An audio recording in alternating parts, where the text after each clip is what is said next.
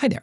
I'm Matt with K15T, and in this video, we are going to talk about what Rovo is, what Rovo agents are, how to set up a Rovo agent, and a whole bunch of best practices for making your agents the best they can possibly be. So first of all, what is Rovo? Atlassian says Rovo is your virtual teammate. It is an AI-powered assistant just like ChatGPT or Gemini, except it's built into the Atlassian apps you've been using for a long time, so Confluence, Jira, Bitbucket, etc. It has access to the entire teamwork graph, so that's all the data your team has been creating across all of the Atlassian apps for all this time, and it can connect to your third-party apps, so think Google Workspace or Office 365. Rovo is here to help with faster creation, better search, quicker editing, learning and researching through Rovo Chat, and the subject of this video, taking action on things using agents.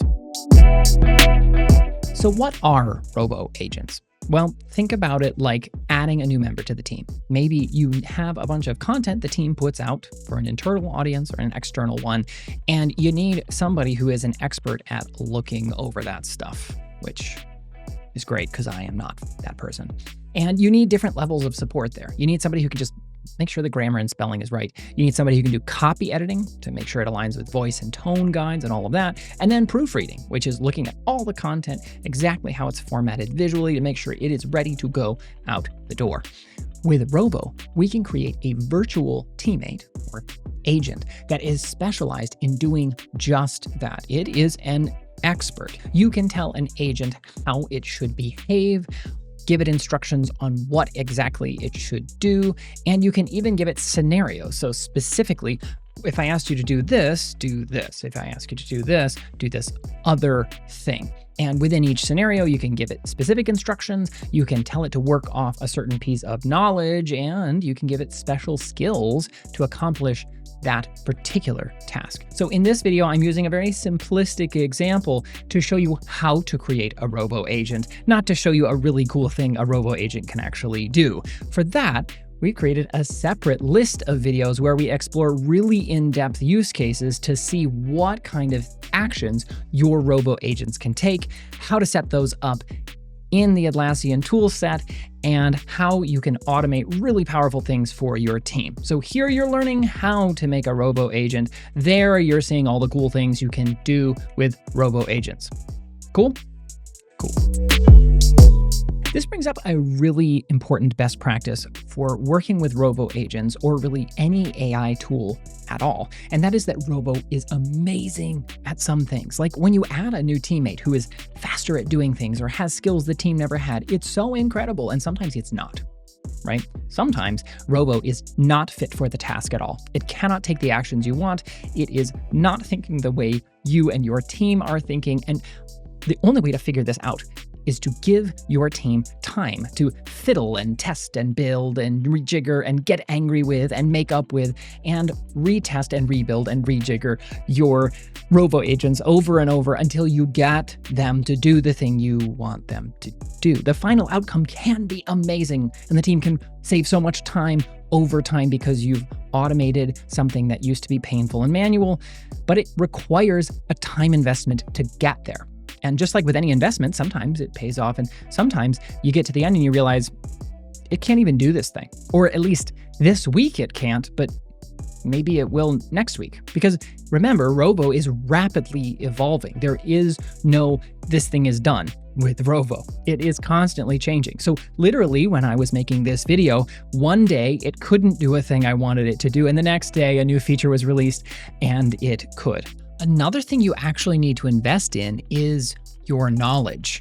Yeah, Rovo operates on the teamwork graph, and if your teamwork graph is full of a bunch of garbage knowledge, Rovo's not going to be able to do anything about that. So yeah, y'all, an agent is not going to fix your out-of-date Confluence pages and your out-of-date Jira work items. You need to do that. So investing in Rovo doesn't just mean spending time building an agent. It might mean cleaning up and improving the knowledge your team creates or has created in the past.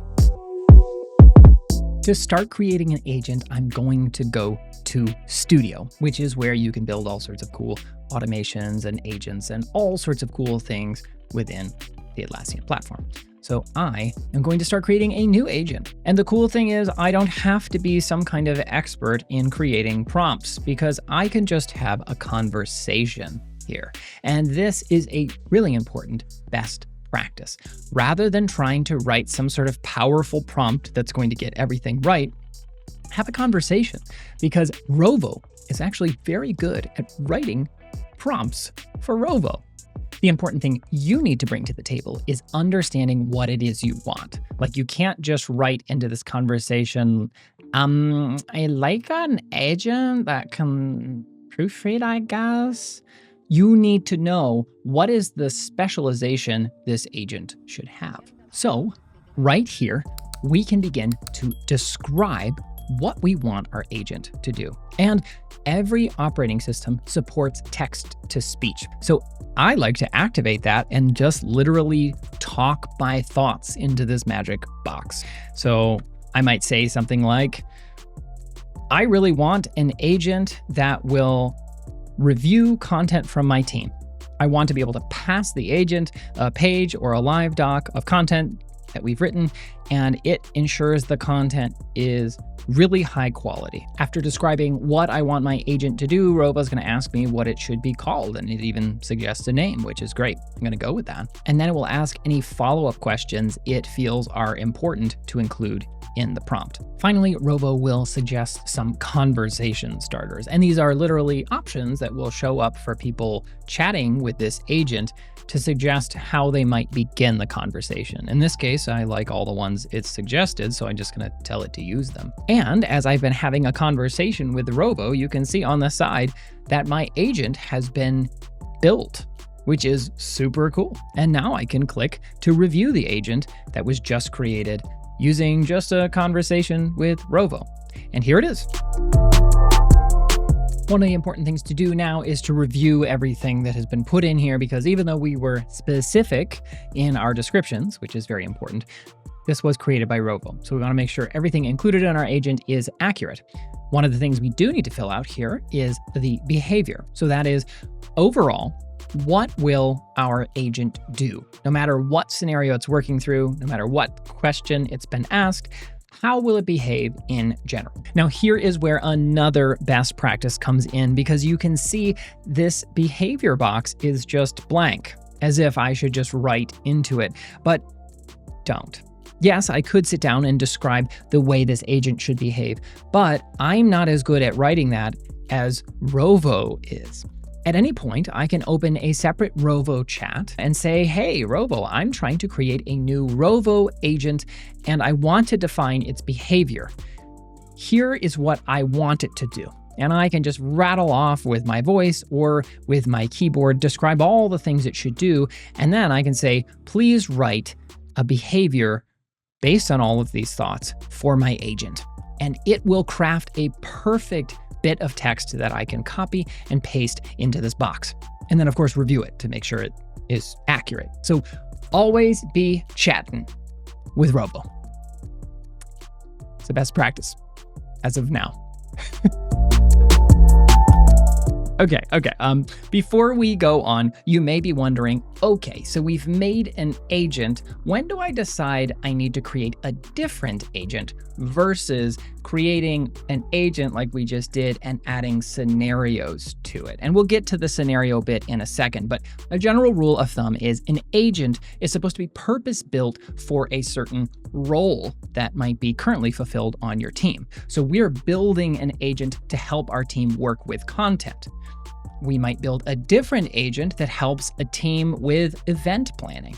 And then within each agent, we would give it specialized scenarios. So for example, our content agent is going to have a scenario where it helps with grammar and spelling checking, copy editing, and proofreading. Those are different tasks that we need done within that agent, that job role. The event planning agent might need to fetch session information or send communications out to all of our speakers, or maybe double check that Matt is going to get gluten-free food when he asks. Different agents for different roles with different scenarios to handle the different tasks we would ask someone to do in that role. So let's add some scenarios now to our content agent to enable it to do the tasks our team needs it to do. The first thing we need to do is look at the default scenario. You'll notice the instructions here have been populated based on our conversation we had with Rovo, which is cool. We love that for us. But the default scenario always has access to all the knowledge across the entire teamwork graph. And maybe that's what you want, but maybe not. You might want to pick where that knowledge is coming from. And you can add knowledge sources here. So you can pick Confluence spaces or all of Confluence, but not Jira, or certain Jira spaces, or maybe content that's in Google Drive or even in Slack. You get to pick where the knowledge comes from based on the tools your team uses. So make sure you limit that knowledge if your agent shouldn't have access or shouldn't make decisions or take actions based on all of it. Help that agent know where should it be pulling its knowledge from. Additionally, you can give an agent skills. So for this scenario, what are specific actions in specific tools that agent can take? A good rule of thumb here is to only include skills you know the agent will need to help people in this scenario. Don't list out 20 different skills, only include the skills you know it's going to need. So now our default scenario is ready to go. And for some agents, it might only need to do one thing based on one request. And that's cool.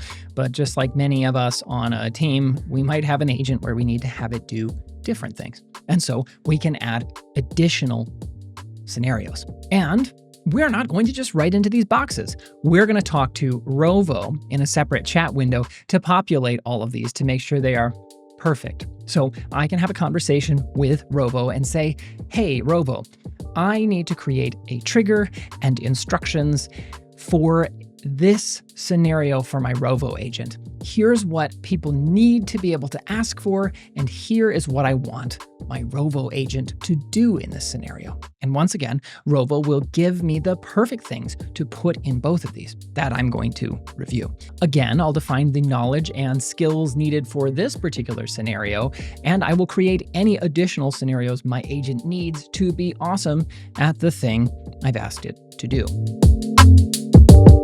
Finally, at any point in this process, as soon as you've activated your agent and any additional scenarios, is you can test them. So you can open up a Rovo chat with that agent and begin to prompt it and have a conversation and say, hey, I need you to do this thing, and see what it does.